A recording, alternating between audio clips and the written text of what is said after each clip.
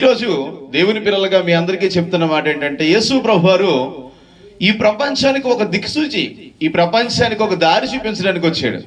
ఆయన ఎవరు అంటే ఆకాశాన్ని భూమిని తయారు చేసిన దేవాది దేవుడు. ఆయన ఎవరు అంటే నోటి మాటతో సమస్త సృష్టిని తయారు చేసిన దేవాది దేవుడు. ఆయన ఎవరు అంటే నేల మట్టితో మనుషులను తయారు చేసిన దేవాది దేవుడు.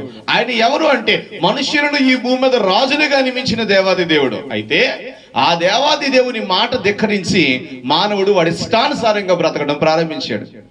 అలా బ్రతికినప్పుడు చివరికి దేవుని మార్గంలోంచి వేరొక మార్గంలోకి వెళ్ళిపోతున్నాడు. దేవుడేమో అబద్ధం ఆడొద్దు అన్నాడు, దొంగ పనులు చేయొద్దు అన్నాడు, పొరుగుబడిది ఆశించొద్దు అన్నాడు.